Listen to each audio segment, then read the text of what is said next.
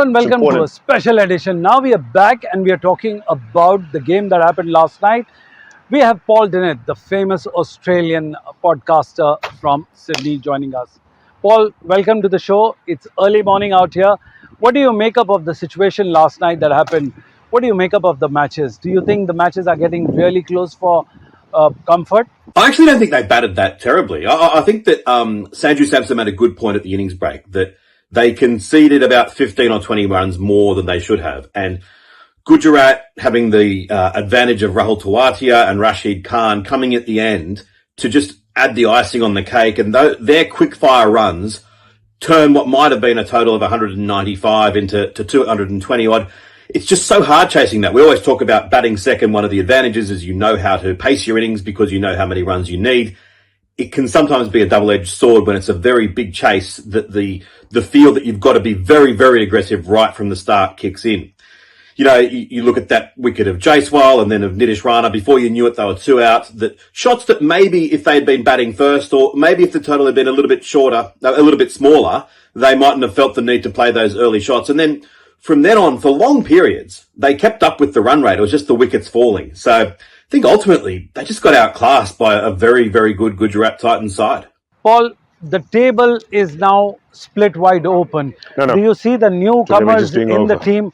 Suddenly, we haven't seen them in the last 17 years at the top of the table in the initial part. And you've never seen CSK, Mumbai Indians languishing at the bottom. What do you make up of the entire topsy-turvy nature of IPL this year? Oh, undoubtedly. Yet again, Sai Sudarshan has played an excellent innings. He scored quickly. He stayed in. That's one of the keys that by having wickets in hand at the end, it allowed Shahrukh Khan, Rahul Tewatia and Rashid Khan to really accelerate. But fantastic innings, and he's deservedly getting all the plaudits. I do feel like I have to say that it was it did highlight the difference between Test cricket and T20. What happened though, because Jofra Archer at the start was superb. He beat Sudarshan, bouncer that went whistling by, half shout for LBW. In between, he's cleaned up Shubman Gill.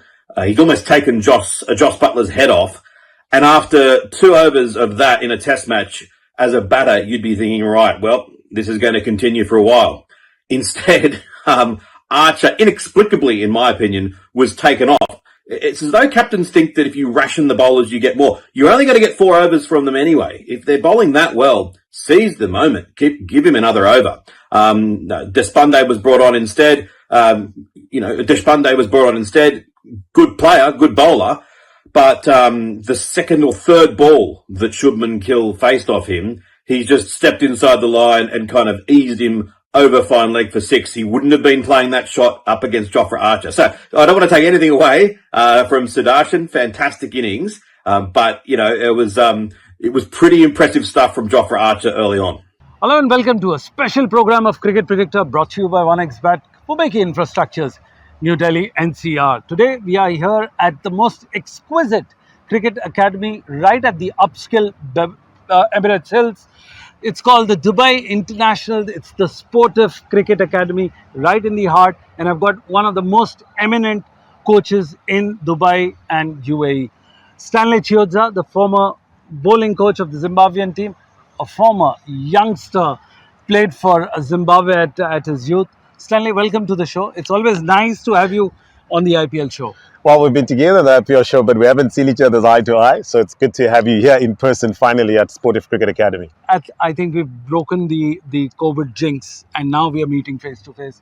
Since the last year, since you were there on our panel, what do you make up of the growth of cricket in the heart of UAE? You've been here for some time. Well, I'll tell you what, one thing is certain, they do have numbers. Okay, obviously it's quite a narrow and big growth in cricket, especially with regards to the numbers is concerned. I know the ECB has made a massive effort in trying to get cricket academies aligned with one another, trying to align them with their vision of making sure that there's cricket happening from the grassroots. Right. Sportive Cricket Academy itself is involved in the Under-16 League. This coming season, we're looking to be involved with the Under-19 Academy League also. And this is all being organized by the Emirates Cricket Board. Well, suddenly you seem to see the focus and the fulcrum. The focal point has become this part of the world, the UAE. What makes it so special?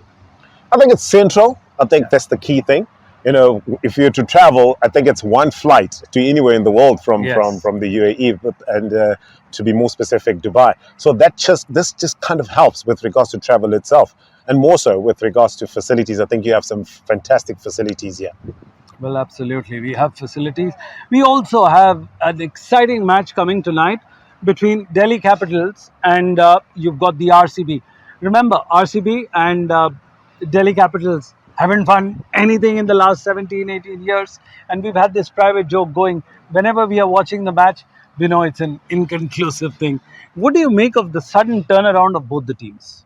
Well, one thing is certain. If you then look at the build-up of the teams, each of these teams have gone out and done some soul searching. They've had to release some players, some massive players. I mean, who would have thought that somebody like a Glenn Maxwell would ever leave RCB? But some big decisions have been made. Yes. It's important that some of these teams take a new drive into the future, trying to blood in that new youthful exuberance, and then you combine that with the experience of the Virat Kohlis. It's only key that you give opportunity of someone like a Virat Kohli to groom the youngsters. Well, absolutely. We have Virat Kohli who's grooming the youngsters.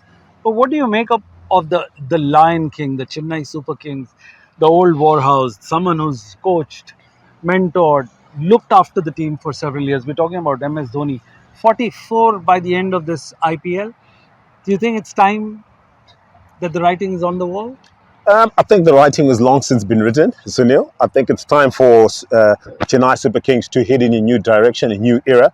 Get somebody young, you know, even though they're not doing well at this moment in time. I think this is the perfect opportunity to get somebody, give him enough game time, as it were. They did that very well with Shivam Dube. He hasn't obviously lived up to expectations, but he did show signs of what, if you're given time, if you're groomed within experience, what can happen. They need to find somebody who can be responsible for that finishing job, and importantly, that wicket-keeping job. Well, we're talking about the IPL. The show is called Cricket Predicta. We are live from the Sportive Cricket Academy at the Emirates Hills. Of course, it's the Dubai International Academy School here at the Emirates Hills. I've got Stanley Chiozza, the former bowling coach of the Zimbabwean cricket team, who's made this place his home. Do you like this place 12 months in a year, or is it only 8 months in a year, like all of us? Well, for starters, I'm still to complete a year, so I'm still to see. I mean, I've heard stories about how the weather conditions here, especially summer, can be very harsh.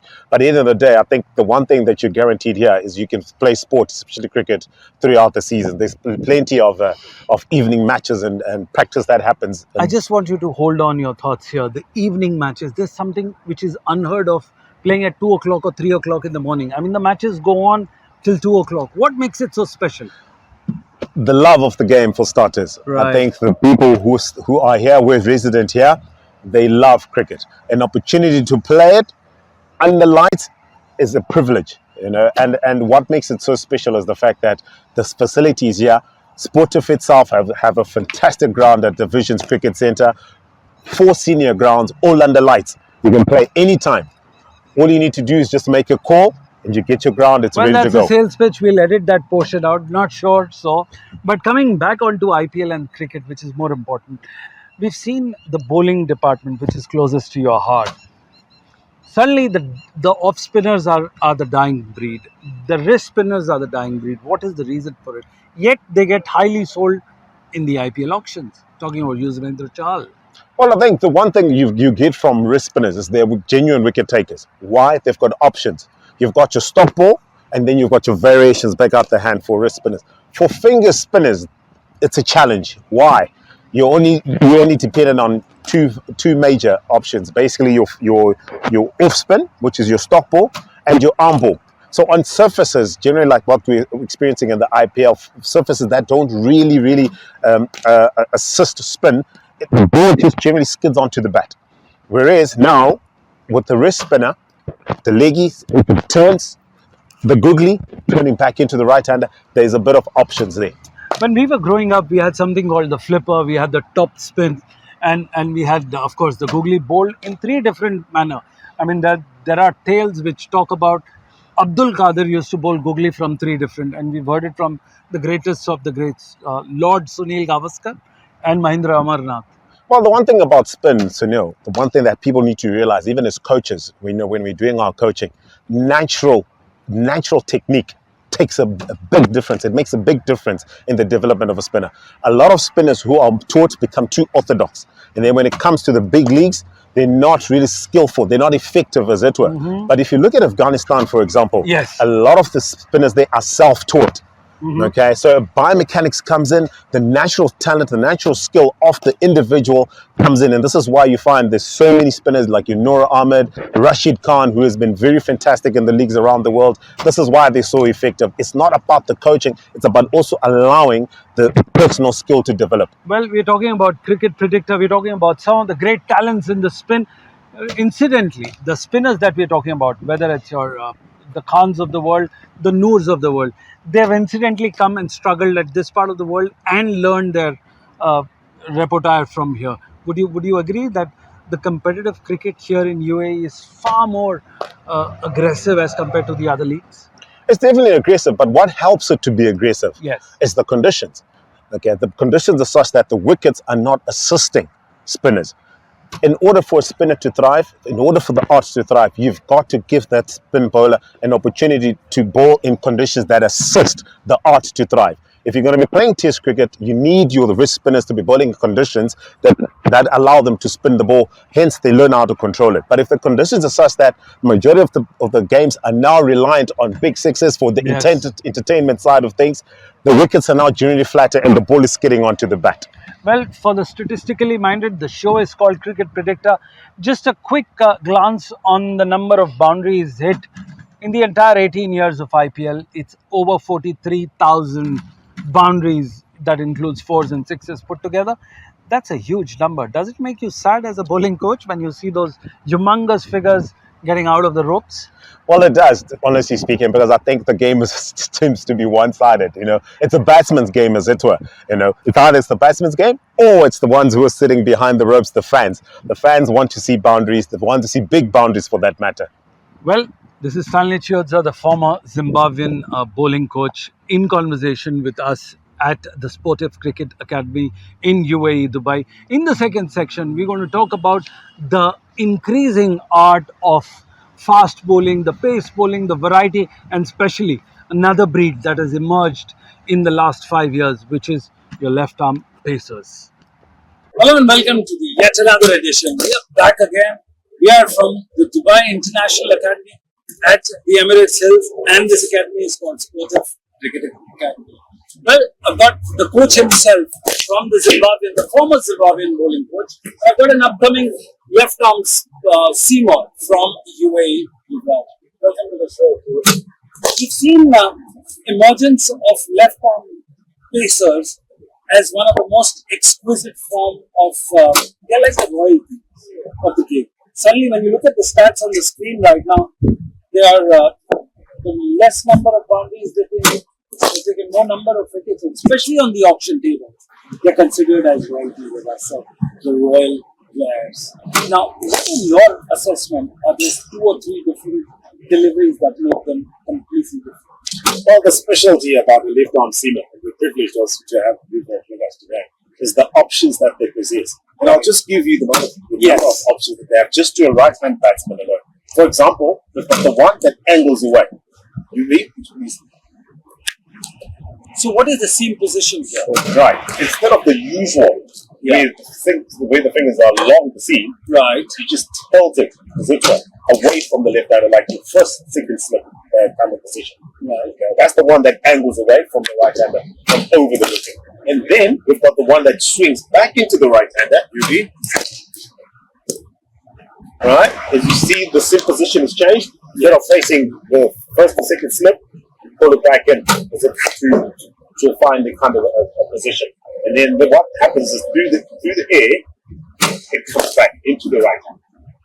And then we've got the scrambled seam. Yes. That is something that our viewers want to know. What is the entire thing about scrambled seams? Because you've got more number of wickets in the last 3 years through the scrambled seam. So just help us demystify the scrambled seam business. Now, the important thing about the scrambled seam, especially bowling on flat surfaces, Right. okay, it's one effective way to stop runs and or take wickets. Why? When you bowl it across the seam like this, Just okay, help us understand like a bowler would, right? So basically, in that position, when you hold the seam across, put your fingers across like you've got this, when it bounces, okay, when it bounces, chances are it can hit the side, and when it hits the side, it skids on. So it actually rushes the batsman, okay? And then when it hits the seam or lands with the seam, what happens is there can be lack of bounce or it can pop up. So what it does basically is it just keeps the batsman guessing because he's not sure what's going to happen. And the important thing about the scrambled action, the scrambled seam, is you maintain your action. You don't even know it's coming until, like a bounce, you go to the analyst, you realize that they have across the seam. Who, according to you, is the most efficient scrambled seam bowler in today's time?